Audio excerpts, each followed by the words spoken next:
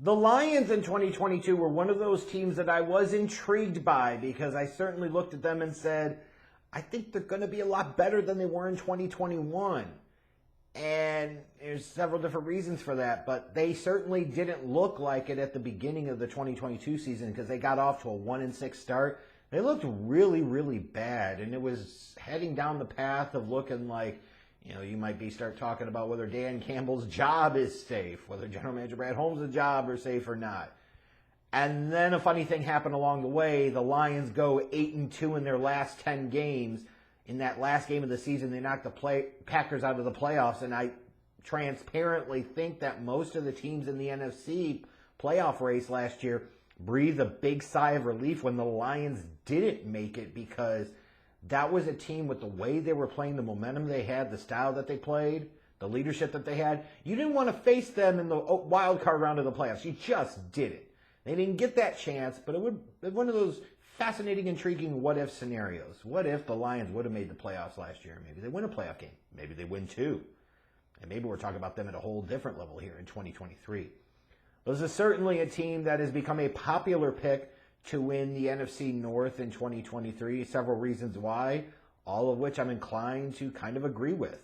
This is not a team that went out there and went buku crazy in free agency. They did spend some money. On offense, they brought in David Montgomery, but no Jamal Williams back. They trade away DeAndre Swift.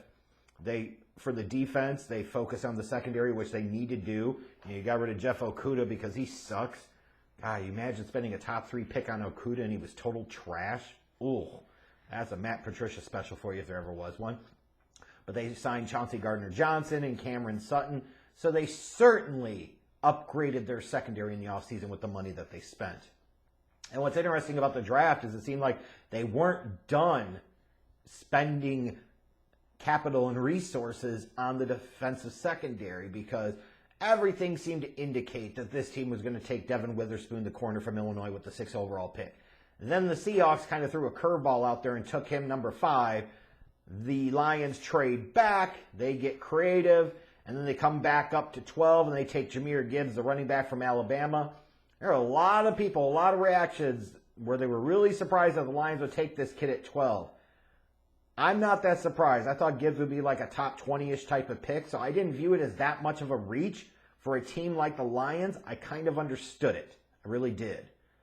Even though you can make the strong argument that it's not worth drafting a running back in the first round. I look at Gibbs and the value, especially can add in the passing game, and I say, you can maybe make some type of exception for this team and where they were at. But then you could also argue maybe the money was better, or the draft pick was better spent on a wide receiver. Fair question. And then they took Jack Campbell, who they assume, I believe, is going to be their long-term middle linebacker on defense. And then on the day 2 of the draft, take Sam Laporta, the tight end. There's your T.J. Hockenson replacement. Brian Branch, the versatile defensive back from Alabama. He'll be a day 1 starter. Hendon Hooker, maybe he's your long-term play at quarterback behind Jared Goff. And then Broderick Martin on the defensive line. This is a draft that was kind of interesting for the Lions, and a lot of people didn't really like it. This is one of these things that if you get the guys that fit your system, they can play up to their draft position, and in a couple of years, nobody's going to talk about it. However, as a general rule, the consensus is a consensus for a reason. And yes, there'll be deviations and variations from that. And yes, the consensus will certainly be wrong sometimes, but a lot of times it's not. So you got to be careful with that. But even with that said, I like what this Lions team has done and what they've got in front of them for 2023. Their offensive line, I think, is damn good. Starts at the tackles with Decker and Sewell. Like, those guys are a studly kind of left-right tackle combination. You got Jackson and Ragnow on the interior of their line. They're pretty solid as well. Then you look at their passing game. Like, this is an offense that can move the ball through the passing game. You can say, well, some of that was done in garbage time last year, certainly, but they've got good protection. And Goff is a solid distributor. He's not a superstar quarterback. He certainly isn't. But if you give him time and allow him to set his feet, he can read a defense and he can make the right throws. Amon-Ra St. Brown is an absolute stud. Bringing in both Gibbs and Montgomery is certainly going to add value to the passing game, give them more weapons, and they're going to need that for Jared Goff and the type of quarterback that he is. And frankly, I look at this team, and to me it all starts with Dan Campbell. This dude's just a leader of men. He's White Tomlin. I mean, I really mean that.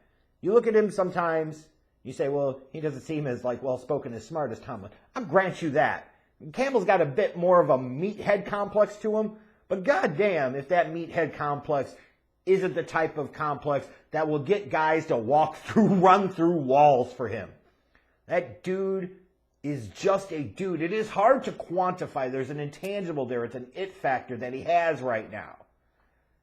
And he has that more than any coach in this division.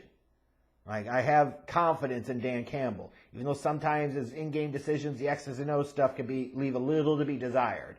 But him as a leader, as a motivator, unmatched in the NFC North. In terms of this team, there are several questions I've got for them, starting with the interior of their defensive line. You got Buggs and McNeil. That really screams of a stud duo, like for a defensive line that stunk on the interior last year. They're not a whole lot better there. I look at the receiving core depth. What about the wide receivers and the tight ends after Amon-Ra St. Brown? Like, he's a legit stud. But Jameson Williams is suspended, and even when he comes back, what's he even going to bring? He's certainly looking like he's staring down the barrel of being a massive draft bust for this team. How much are they going to get out of Sam Laporta as a rookie tight end? Right? Like, these are legit questions. Now, like I said, you've got Gibbs and Montgomery as backs in the passing game. That's going to add. So you can line up Gibbs as a freaking slot receiver, as far as I'm concerned, half of your damn offensive snaps. But it's still a legit question. Like, if you're able to contain Amon-Ra St. Brown, now who do they throw to in the passing game? It's a legit point. And then I look at their secondary. They have added C.J. Gardner-Johnson, Cam Sutton. That secondary certainly improved. But I still have questions about the talent and the depth of this group. I look at their pass rush and I say with like Aiden Hutchinson in Houston, like they should be able to get after the quarterback, but I don't know how well their coverage unit is going to hold up. We'll find out this year. In terms of looking at the Lions' schedule, I look at week 1, like you're going into Arrowhead against the defending Super Bowl champions. That's a big spotlight for the Lions.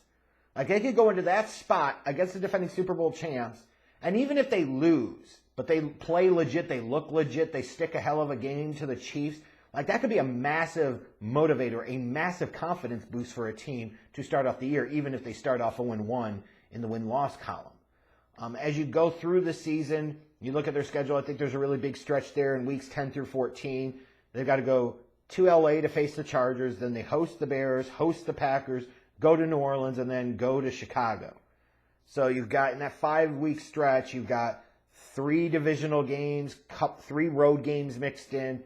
Like, if this team wants to win the division, that's the stretch of schedule where they could really do a number to make sure that they do that. And if they haven't done it by then, it might be week 16 and 17 when they've got to go travel to Minnesota, and then they've got to travel to Dallas. Like, if they're in a spot where they might need to win one of those games to clinch it, they've got to find a way to get it done. Ultimately, I look at this team on paper right now, and I say with the Lions that this, to me, is the best team in the NFC North. Even though I think they have some certain weaknesses, that's hard for me to ignore, which makes me shy away a bit from calling them a contender at this point.